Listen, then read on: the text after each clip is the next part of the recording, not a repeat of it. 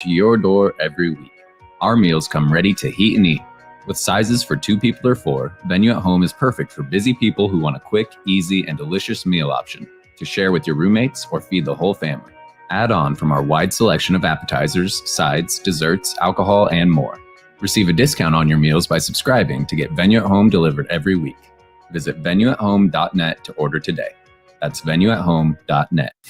This is Lincoln's home for sports talk on the FM dial. Also online at theticketfm.com. On the internet. KNTK FM Firth, 93.7 The Ticket. This is the Happy Hour. You guys going to happy hour? Live from the Koppel Chevrolet GMC studios in the heart of Lincoln, America. Yeah, I'll come for a couple. Here are your hosts, Nick Sainert. I want to know what it's like to commit a crime without having to spend time in jail. And Enrique Alvarez Clary. C is for chunk. On 93.7 The Ticket and theticketfm.com.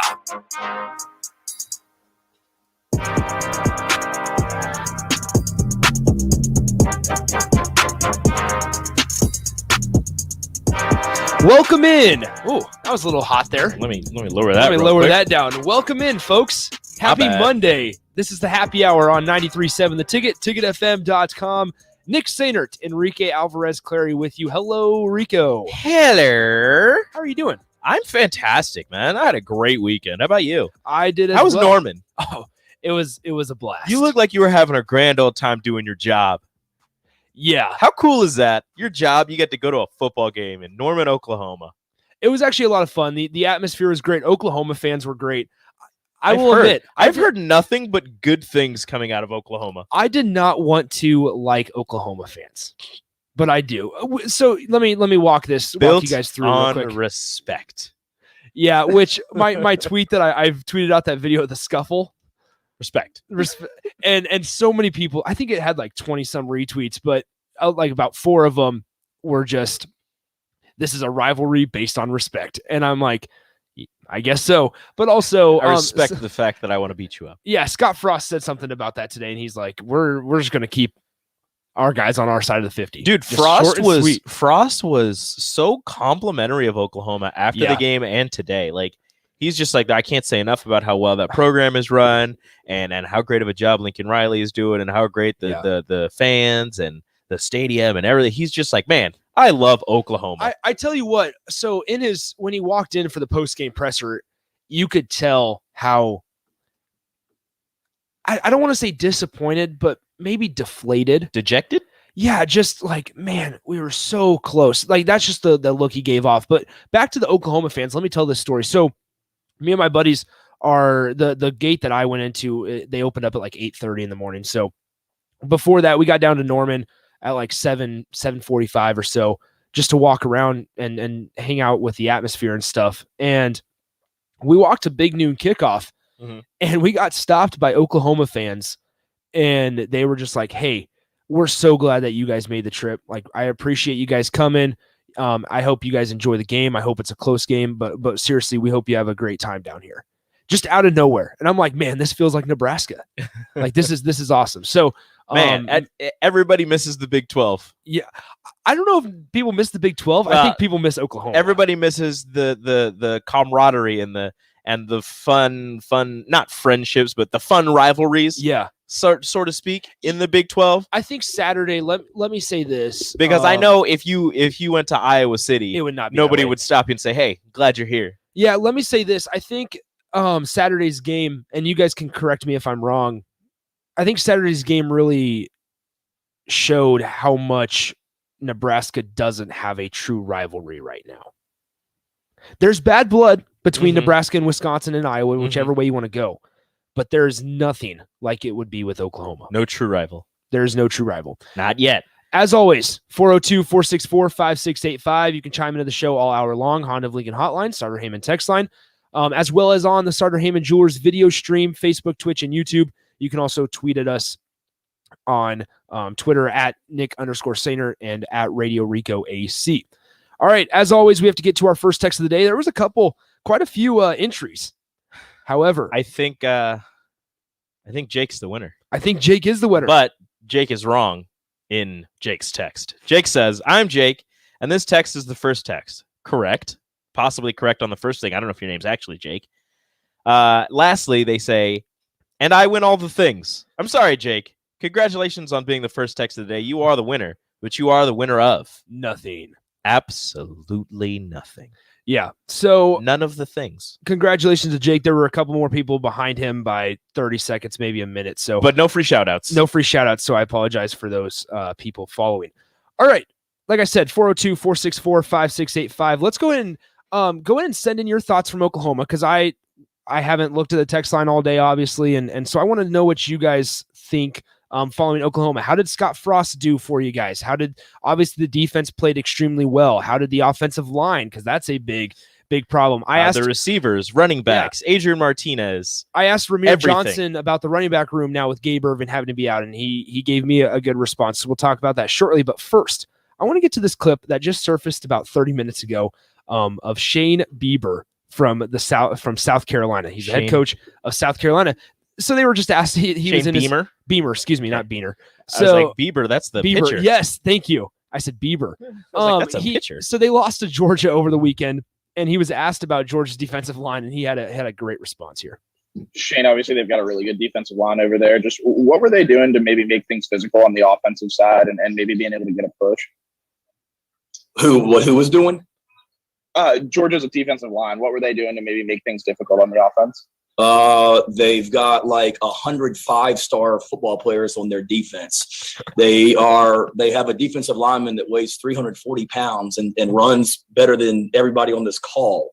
They've got 5-star defensive backs. They're big and physical and fast. I mean, other than that, they're really freaking good. That's why they have the top defense in the country. They're hard to run the football on. So there wasn't some magical scheme they came out with tonight. They got 5-star recruits everywhere, and they play really physical. Damn.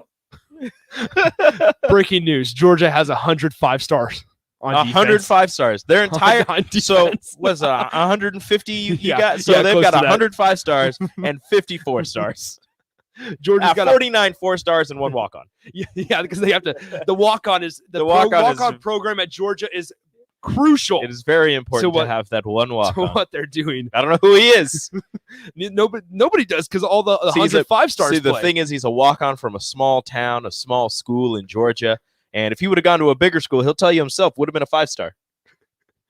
That's awesome. So I had to play that clip. There were a couple great clips that surfaced over the weekend. That one was great. That 300-pound defensive lineman he's talking about does Yeah. move amazingly well. It's terrifying. And he's he like could- 6'5", 300 pounds, and he's chasing down like athletic quarterbacks in the backfield. Like, I don't like that. A man that big should not be able to move that fast. It's a hard pass. Hard pass. And according to Coach Beamer, he can move better than anybody on that Zoom call. Anybody on the call. Okay, so let's go back to Nebraska here. I know probably previous shows have played this, but I want to get to something that Joel Klatt said.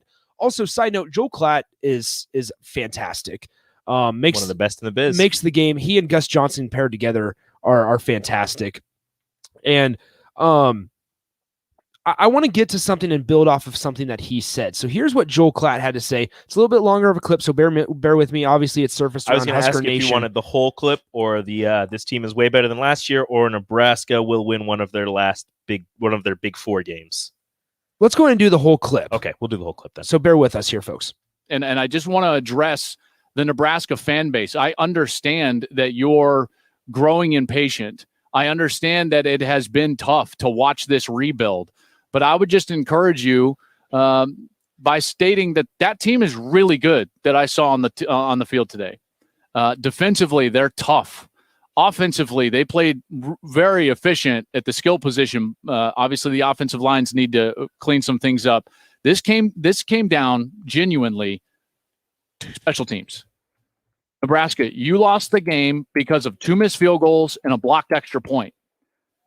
That's it. It's a 7-point game. You did enough to beat Oklahoma on the road. They're the number 3 team in the country, save for the kicking game.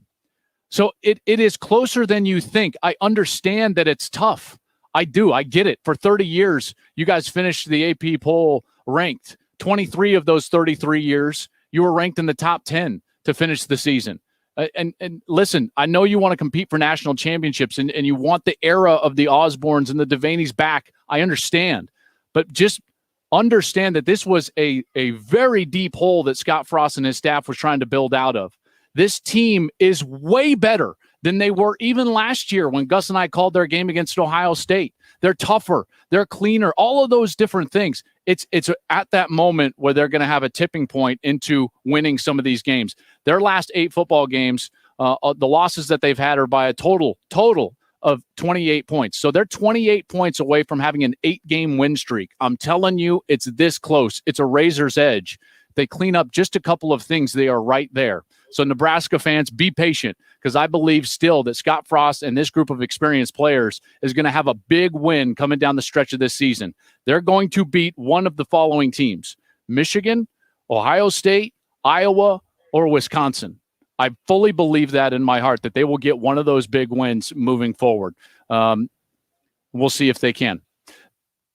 So I want to put things into perspective here. And that was kind of the, once again, that was Joel Klatt following the Oklahoma game on Saturday.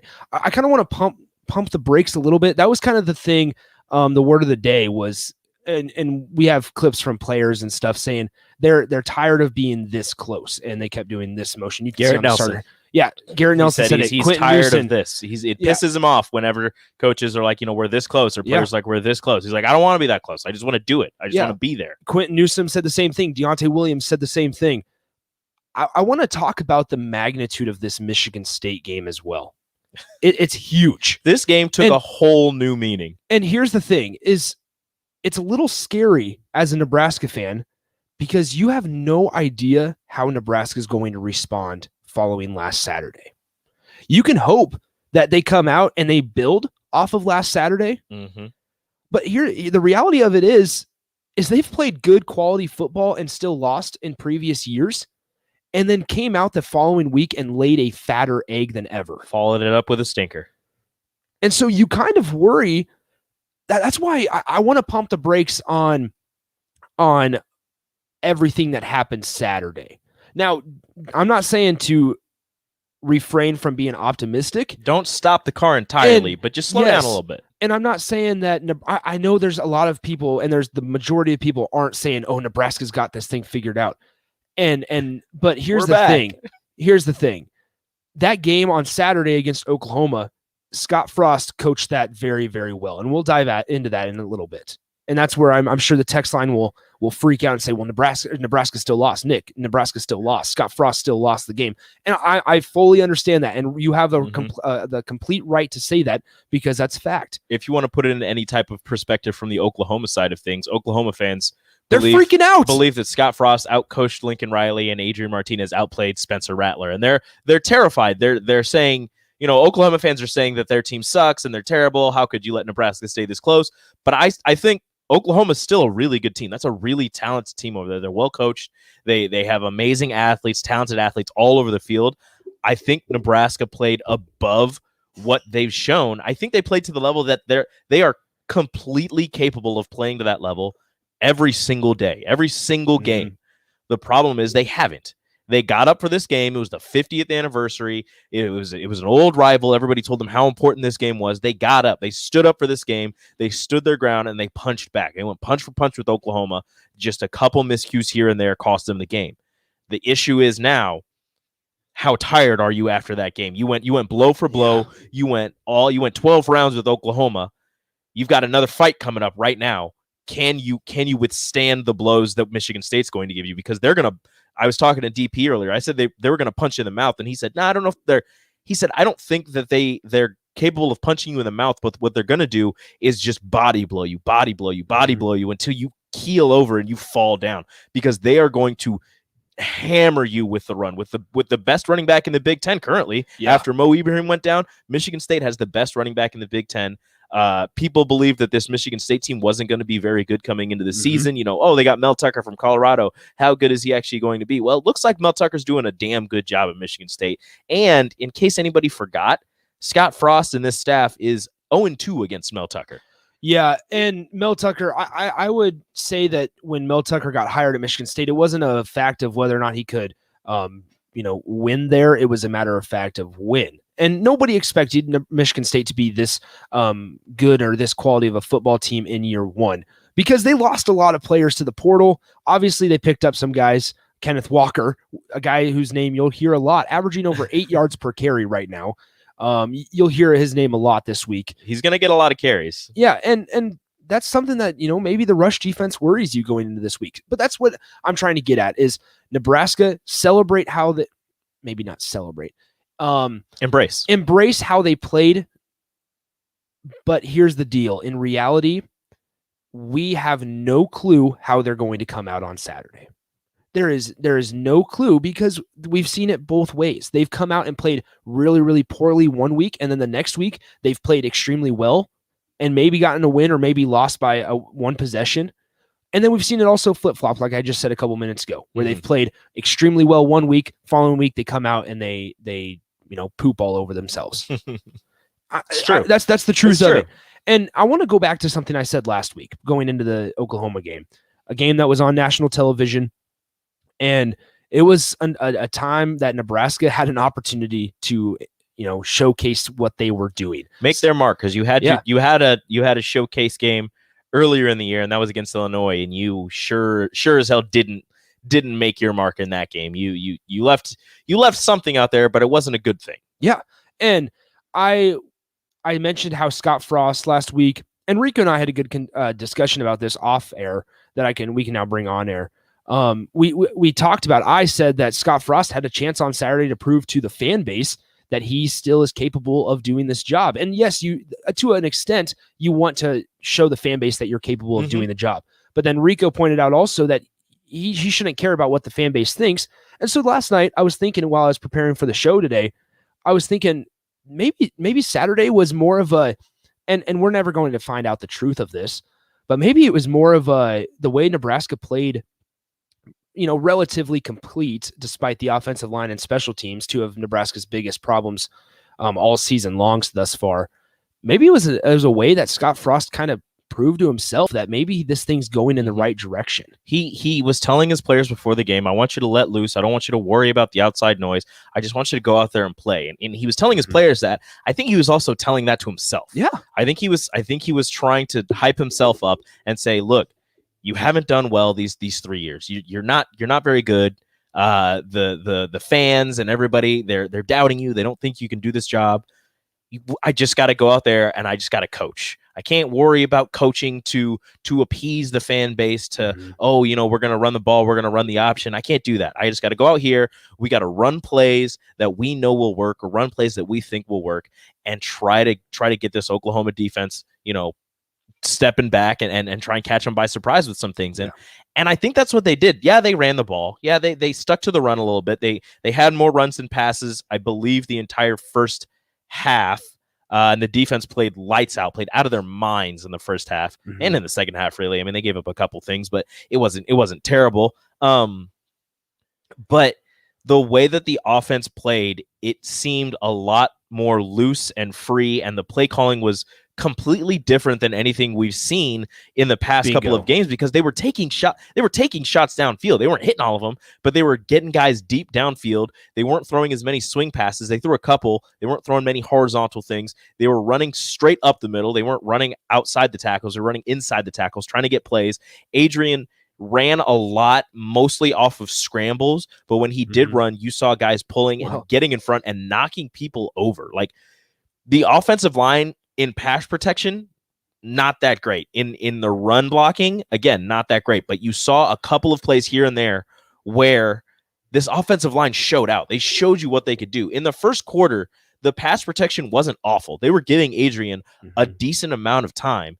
It just, after a while, they started breaking down and caving to the speed of the Oklahoma defense. But again, there were glimmers, which I know it's year 4. You don't want to see glimmers. You want to see them put it all together. There were glimmers of the offensive line being able to do what we were told they were able to do and run through people to help with this running game. Well, and I want to save for something you said about Scott Frost play calling and stuff for the next segment. But like you said, Rico, it seems simple. And we're not doing this, Mr. Unlimited.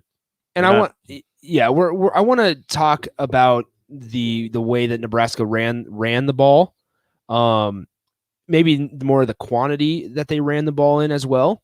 And so, but going back to just like the magnitude of Michigan State, I mentioned that Nebraska's not going to get a ton of opportunities to be the big noon kickoff. They're not going to get a ton of opportunities to, Illinois and Michigan and Oklahoma were the first 2 in 4 weeks. Not a lot of teams get that. They completely blundered the first one against Illinois. So that game is going to hurt all season. I can guarantee you this, folks. As someone that was at the game, and if you were there, I hope you can attest to this as well. When it was 7-3 at halftime, that stadium was nervous.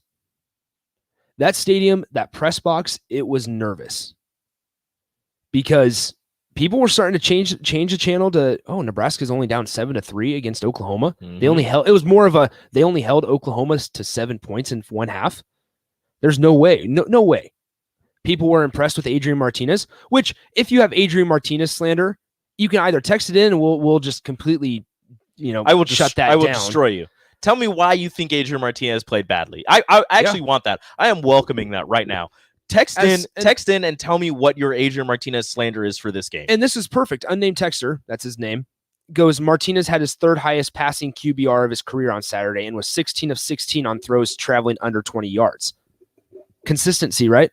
Something that Nebraska's been starving for in Scott Frost's tenure.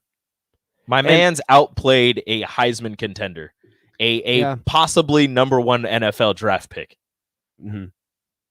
Going back to, like I was saying, about quality competition as well, and they were doing it against, even if Oklahoma's not a top three team, because on Saturday, let's just face it, they didn't look like it. Part of that is probably because Nebraska's defense shut them down. Another part of that is, for goodness sakes, they held them to 23 points for the first time in like 65 games. It was the first. Yeah, it was the Since first time. The season opener in 2016 against Houston when they scored 23. It's the first time they were held under 28 points. It was the first time they were held under 24 points since their 2017 season. First time that they had been held at under 23, basically. Yeah, first time they were held under 28 points for 68 straight games, I believe. Yeah. Like, part of that is maybe Oklahoma's not good. Like, yeah, that's fine if you want to say that. But part of that also, you have to give some respect to the defense and say they played their butts off, because they did. And also, when you have to give a little bit of credit to the offense as well, because I want to bring this up, and this is one of the notes I made. Let me pull up the document because I didn't have it ready when I was Oklahoma versus Nebraska. There it is. All right, so Oklahoma's first drive, I kind of laid it out drive by drive. Nebraska defense, they had a chance to get off the field early. 3rd and 11, they gave up a 12-yard pass play. That first drive for Oklahoma was a 14-play, 6-minute and 58-second drive. They had the 1-yard touchdown run by Spencer Rattler. Rattler on the first drive looked very good. He was 7 of 8, 54 yards, touchdown, and stuff. And then here's another thing: is Nebraska's first drive, it started out really, really rough. You had the false starts, you had the unnecessary roughness on Cam Jurgens. That one was a good flag. Yes. And I'll admit, I don't think I'm being out of line by saying this. Is when I was there and I saw the first couple false starts, I thought, oh no, here we go again. Because what are we used to, folks? We're used to when Nebraska is faced with adversity, they fold, and they didn't. And part of that is probably because of Adrian Martinez. They scored on that drive. They scored a field goal. And here's another thing: here's what I want to get to. Is the play calling by Scott Frost, and we're gonna have to take a break here in a second, but I'll get to this on the other side. When Scott Frost on that 3rd and I think it was 8 or something, if I remember correctly, and they called a quarterback run, he knew on 3rd down that they were going for it on 4th down. 100%. And you want that, right? Why? Because that would be playing timid otherwise, right? Sounds like a little dose of no fear of failure.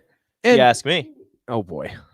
don't bring that up again. No fear of failure. Let's get that going again. But no, sloganeering. I think that's something that might have gotten lost in those first 2 drives. Is Nebraska then answered despite being faced with adversity, something like a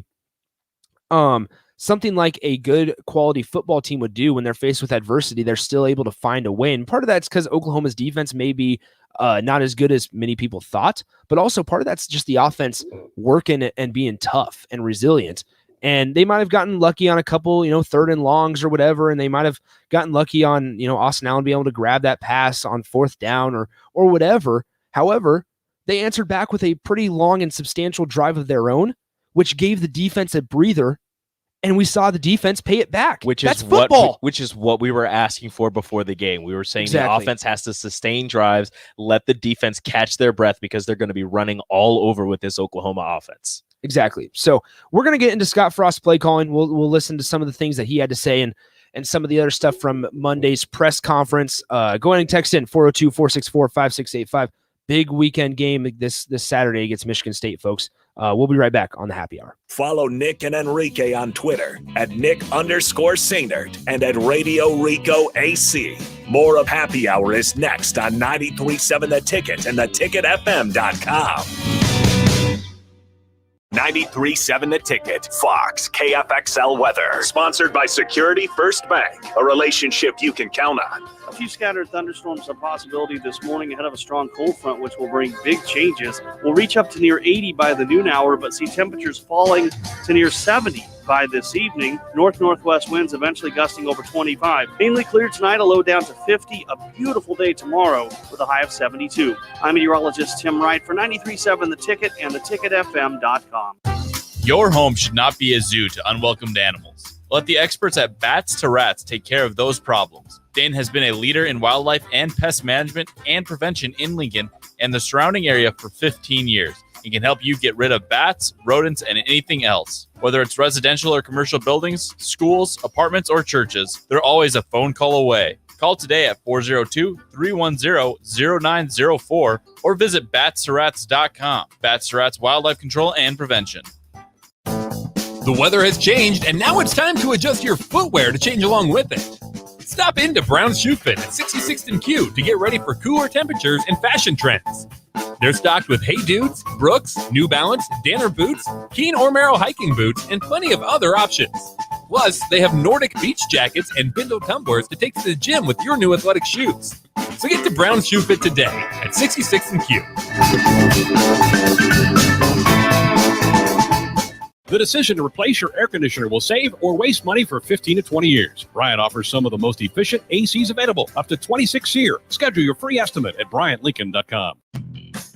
Rosie's Sports Bar and Grill has been your go-to in South Lincoln for years, and their second location in downtown Lincoln is now open. Rosie's downtown spot is Lincoln's premier Nebraska party bar with the sidetrack band every Friday night of home games and all day for Nebraska home football games. With 34 TVs that are 65 inches or bigger, you'll always have a great view for all the games. Make sure to check out the new Rosie Sports Bar and Grill, now open in downtown Lincoln at 10th and P. We're gonna eat pizza from Casey's and watch the football games. Yeah, enjoy the season with delicious Casey's pizza. 2 tasty pizzas for big game days. Now at Casey's, you can get 2 large single-topping pizzas with delicious made-from-scratch dough for $9.99 each with promo code DOUBLE. Casey's here for good. Yeah. Nguyen Vape is celebrating their grand opening with 20% off products all month long. They have the largest disposable vape selection in town and also carry Delta 8 and Delta 10 and various other moon rocks. If you're looking for help to relax, sleep, or ease pain, they have a variety of gummies you can choose from and Kratom that could help with pain relief, anxiety, and stress. You can't miss them right on the southwest corner of 27th and O Street. Nguyen Vape, your headquarters in Lincoln for vapes and Delta 8 or 10. Back to the Happy Hour with Nick Sainert and Enrique Alvarez Clary on 93.7 The Ticket and theticketfm.com.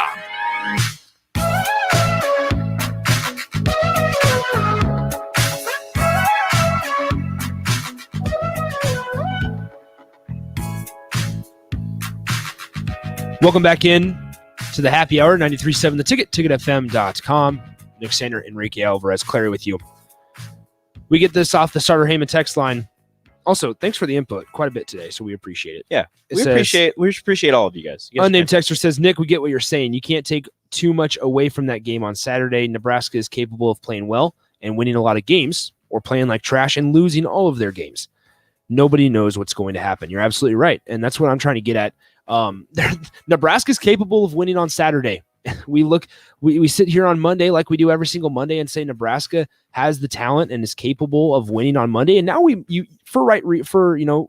for good reason, you kind of feel better that Nebraska could win on Saturday against Michigan State. DP, you want to get on mic 5? Yeah, DP. You want to get on mic 5? Yeah. Hop on the headphones on. Hop on the Nick mic. It's not the Nick mic. Gentlemen, what's up? How you doing, sir? I'm good. What's happening?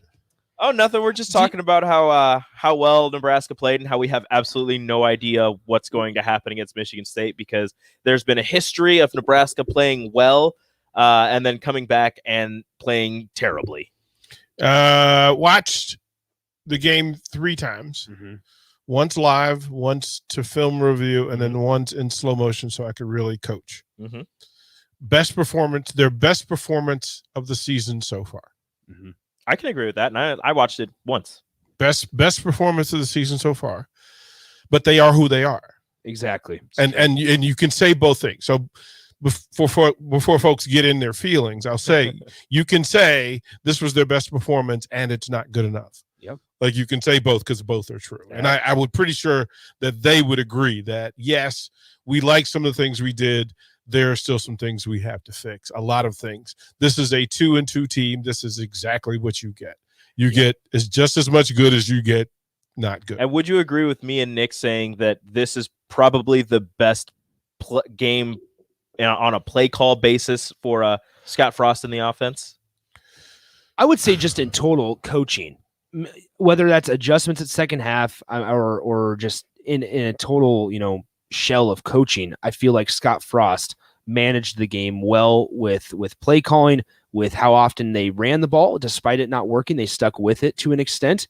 Adrian did a very good job looking off defenders. The first play I think about is that one to Vokalek when he went one way and then misdirected, looked off the defenders and went to Vokalek down the side. I felt like Scott Frost called this game and coached this game exceptionally well to, the best one so far this season, especially. Well, I mean, I think it's consistent with what I said. Mm-hmm. This was his best effort of the season, but it needs to be better. Mm-hmm. You're heading now deeply into the Big Ten, right? You face first into the Big Ten. A 3-0 Big Ten team is your opponent on the road. A Big Ten team that does some things well that have created problems for Nebraska, but a Big Ten team that Nebraska should be able to have some success against.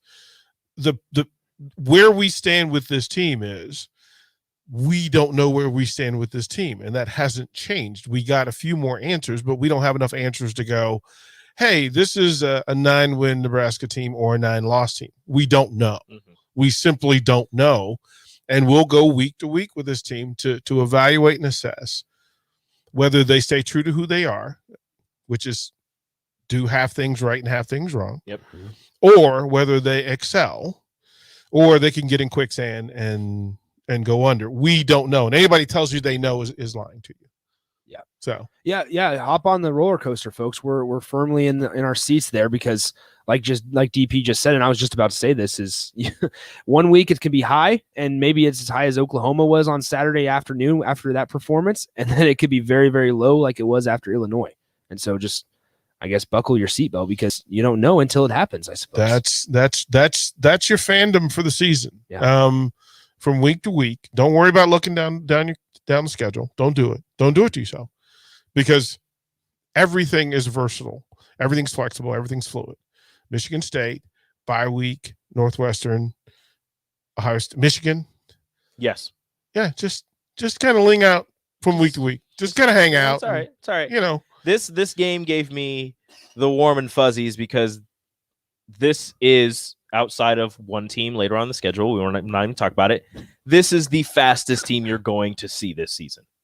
Yeah, and the answer again, there's an answer for whoever you face. And like I said last week, the answer to speed is to slow them down by being deliberate and purposeful. Mm-hmm. Again, Rattler getting on the field as much as he wants is a problem. The best way to frustrate him and settle them down was for him to be on the sideline.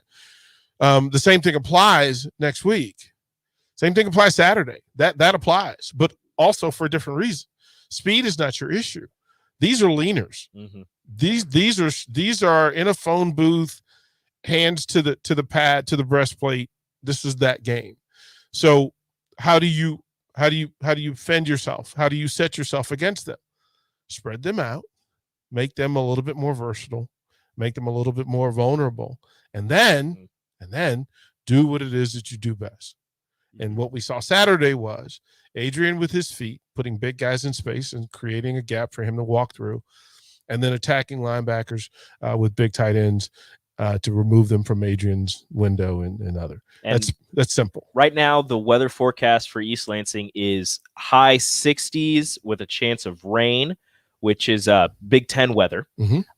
But if there is any way that you can possibly get the passing game going, Michigan State, I'm just going to bring these numbers in. Michigan State is in the hundreds in pass defense. Nebraska is top 50, somewhere around there, in passing offense. They're going to run the same plays at each other. Yes. Whoever does less stupid stuff and tackles better will win the game. Tackles better. Can we just encapsulate that? Tackles better. There were so many instances against Oklahoma where Nebraska had somebody dead to rights behind the line of scrimmage or for a very minimal gain, and missed tackles are when they rewatch the film, or if they've already rewatched the film, they probably have. They are going to be kicking themselves for how many not easy, because it's hard to tackle somebody as athletic as they are, but how many tackles they had these guys dead to rights and they just didn't finish it. Yards after first contact will also be on the top of the board for who wins this game. Yards after contact, because Walker's not the most talented running back in the Big Ten. He has the best eyes and the best feet. And if you do not wrap up and gang tackle him, it is a problem. It's going to take multiple people. Put it at the top of the board. Well, no, just be sound in what you do. There's no don't worry about him running away from you. Just come on, put your hat on, and wrap up. Like that's how simple that's going to be. So it'll be a good week. Interesting week anyway. Yeah. Rico, I sent you some stuff that Nick can't know about. So okay, I got that. My phone's right over here. I'll get that. And then so you went through. You said you went through and looked at the clips. I saw you post one of these, and I had read what you typed out, and you were slightly upset about this. Eric and Lincoln asks, please explain why Juergens gets flagged for playing through the play. The second flag he got. The first one was a flag. But OU players didn't. Counted multiple times where OU did the exact same thing. Okay, so and you've got a take on this. Okay, so buckle up, because folks aren't gonna really want to hear it, and you aren't gonna know it. It starts with me with the pregame scuffle, right? It was BS. It was nonsense. It shouldn't happen, because that's not what Nebraska was there for. You weren't there to be undisciplined. That's not what you were there for.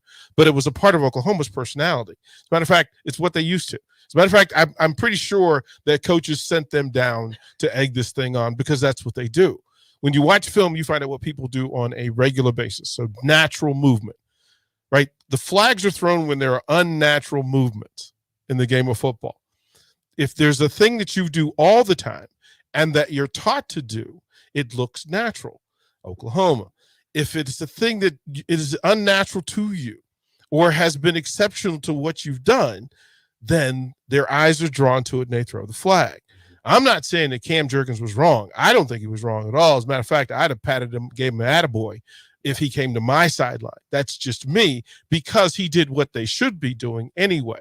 This is the blind side. Michael Orr, what were you doing with that young man? He need to go home, coach. I need to walk him to the bus. Yep. And we cheer that and we understand it. It's a difference of personality, a difference of cultures. Number 3 looks like they're doing what they're supposed to do. The team that comes in looks a little weird trying to throw hands when that's not really what you do and what you're built to do. Yes. They were wrong in making the calls against Juergens. They were. They're wrong. It's absolutely wrong. As a matter of fact, I would have got an extra 15 as a coach on the sideline because I literally would have showed my underpants on national TV. It would have been like, well, look at Coach TP. Because one, I'm going to stand for Cam, and 2, I need to tell that official, I see what you're doing. It's the remember the Titan scene. Yep. I see what you're doing. And it has to be said. And then for your players to know that you stand up for them, that you have their back. And I'll tell Cam, look, Cam, go to the huddle, do exactly what I taught you to do. I'll handle the officiating. So the human part of it is a play, because officials meet before the game. They look at film too. And it's, this is not exceptional. This is what Oklahoma does. Oh, this is exceptional because this is not what Nebraska does. It's you are a part. Your culture overrides the officiating, and unfortunately so. Just like I guarantee you back in the 90s, Nebraska got away with some stuff simply because it was a part of their culture and their natural movement. Yes. You could look at 60 Minutes of Nebraska football in the 90s, and it looked the same. It looked the same. Yes. They were gangsters. That's how they got down. That's not this team's MO. So it looks different. It looks weird. And in a bigger issue, he was the only one doing it. All 5 of the Oklahoma linemen were doing it. They were gangsters about it. They were open about it. Cam was out there gunfighting by himself, and it looked weird to officials, so they called him. Yeah, man's out here by himself fighting a gang. And especially, and to your point there, he had that one play where it wasn't the big play, but he knocked a dude down and finished the play. Well, when, like you just said, refs are going to take note. They might not call it the first time.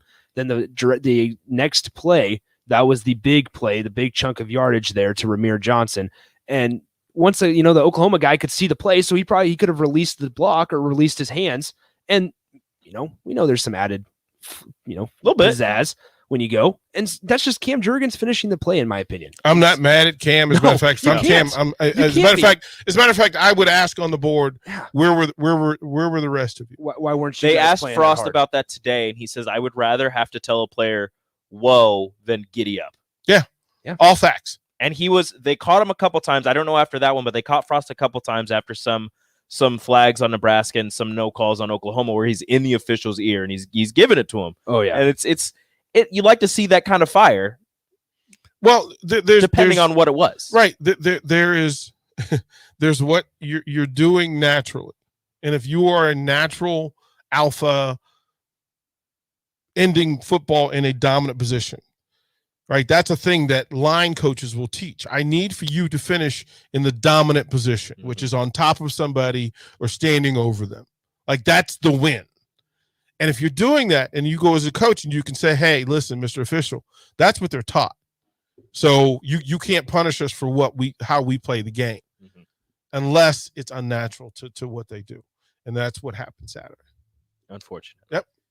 Well, thank you, DP. You're welcome. That was awesome. We'll talk to you in about 18 minutes. Maybe we have our own little spillover segment. Let's do it. All right. Let's do it. Yeah, they're not the boss of us. Let's go. Awesome. Thank you, Mr. Pearson. Okay, so let's go back here.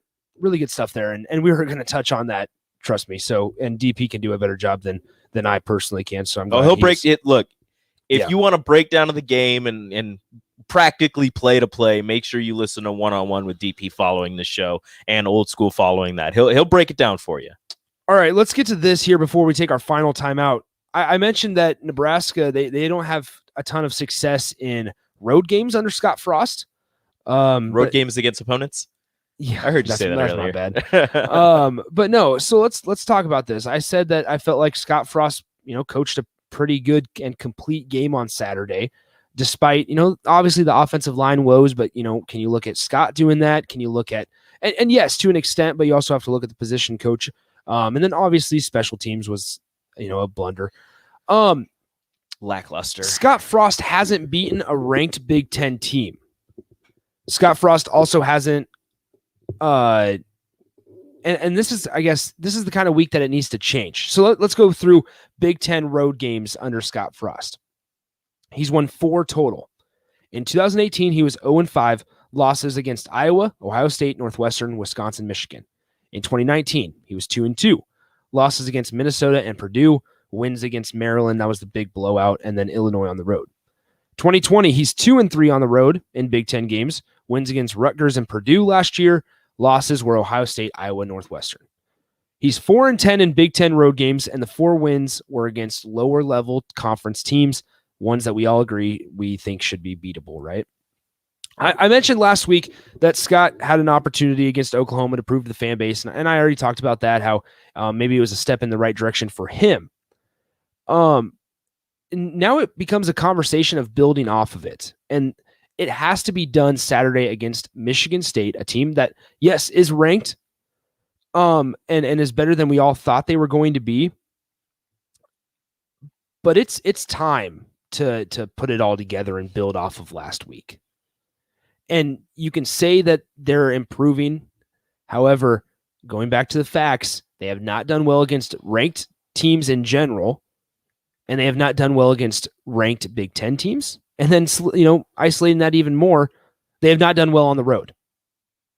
It's a lot of things you're putting together that they've not done well against. So it's been 4 years. It's been 3 years.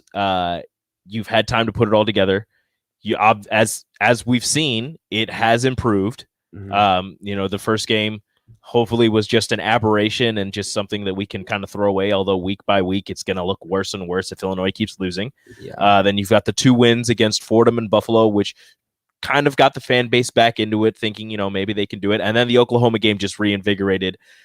It lit a fire in some people into believing that, this Husker team can make some noise. They just have to, like you said, build off of this, go to East Lansing and show Sparty what's up. Yeah. Let's take one final time out. When we come back, we'll get to some of the stuff that Scott Frost said, and we'll wrap up the show on a Monday here on the Happy Hour. Download our app by searching 93.7 The Ticket in your app store to stay in touch and listen all day long wherever you are. More of the Happy Hour is next on 93.7 The Ticket and theticketfm.com.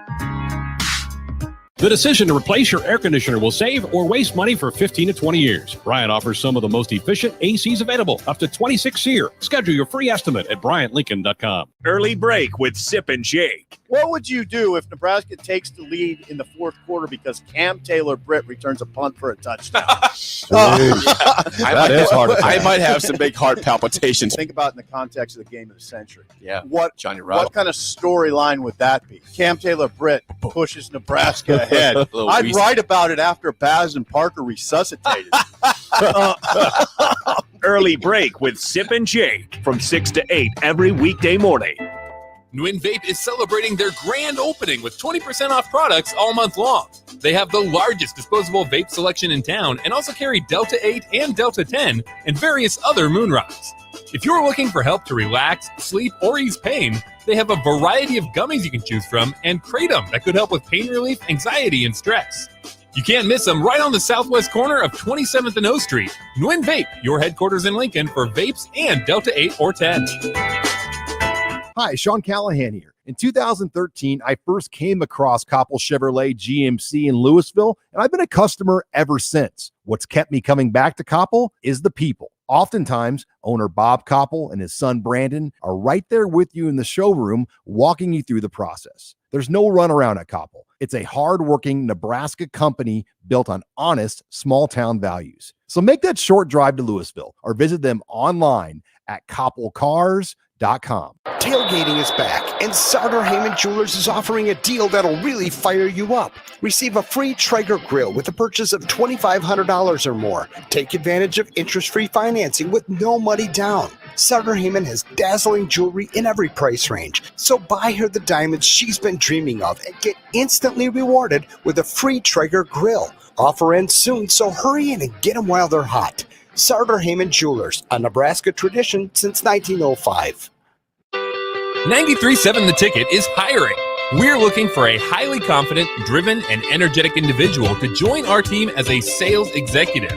You can begin your exciting career in sports radio at a locally owned independent station and work closely with our crew of on-air personalities. If you enjoy meeting new people and working with them to solve their marketing needs, this could be the job for you. Head to theticketfm.com for the complete job description and instructions on how you can apply. 93.7 The Ticket and BDP Communications is an equal opportunity employer. If you're struggling to get motivated to work out, you're not alone. And Farrell's Extreme Body Shaping is here to help. Build muscle, burn fat, and lose weight with Farrell's 10-week challenge starting October 2nd. Farrell's combines kickboxing with inclusive strength training and nutrition planning to help you stay on track. Go to fxblincoln.com to sign up, and if you mention the ticket, you'll get a 50% discount. It's the Farrell's Extreme Body Shaping 10-week challenge starting October 2nd with 2 locations in Lincoln. Century Electric is now hiring for experienced licensed electricians. This position will serve around the Lincoln area on both commercial and residential jobs. Century Electric is well established with 40 years in operation. It offers a substantial hiring bonus as well as tons of benefits. For more information or to apply, go online to centuryelectric.com and click the careers tab or call them at 402-467-5550. Come work for a great company today with Century Electric, whose commitment is always to their customers. Now back to the happy hour with Nick Sainert and Enrique Alvarez Clary on 93.7 The Ticket and theticketfm.com.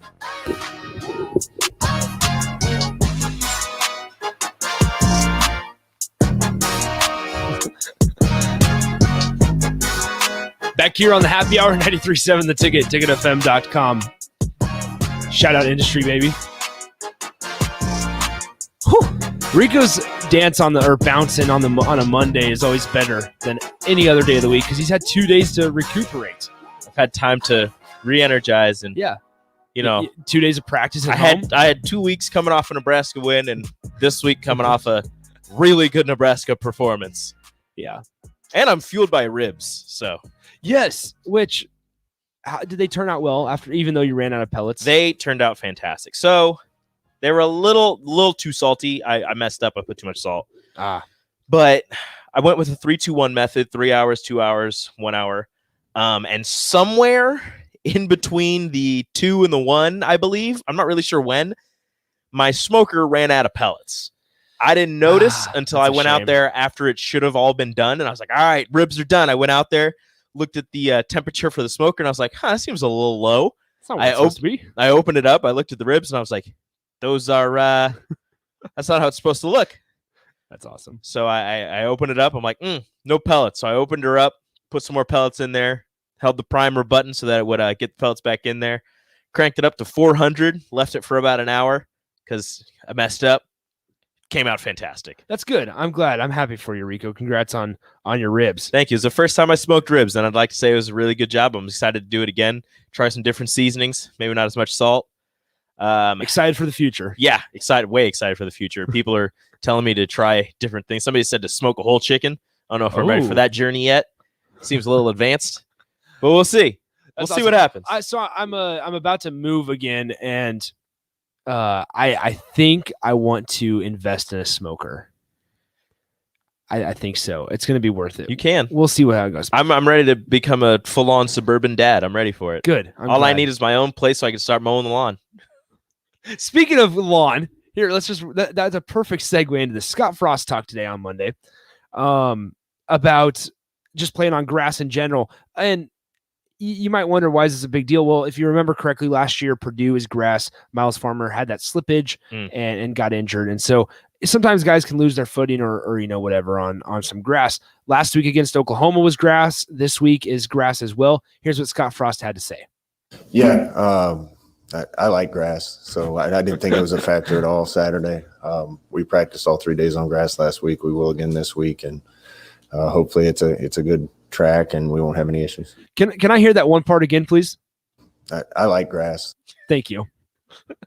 Hey, so Scott Frost same just here, connected. Scott Frost just connected with every dad in Nebraska. Same here. So same here. You should have heard. Oh my everybody goodness. likes grass. You should have heard Happer here when people were posting the photos of the field on Saturday. He's like, Yeah. oh my goodness, I love it so much. I saw his like tweet the 'cause- natural grass is it, and I agree with him. Yeah. Natural grass just looks so much better. I will say, so like I tweeted out that video from down on the sideline of the whole stadium. Mhm. And then I was scrolling through Twitter after that, and I saw his tweet about, hey, post all the pictures about, if you're there in Norman.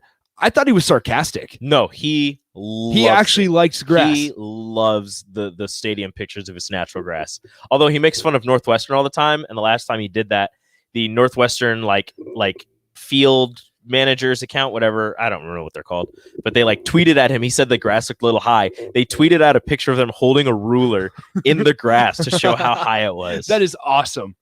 I always thought about going into not turf management necessarily, but because Haymarket Park, they do an awesome job of keeping the field good and stuff. One of the best. So it's always interesting. I think Nebraska should have natural grass. I am learning a little. I am learning a little bit about that in agronomy, though. I will say, about turf management. I have to grow basil this week.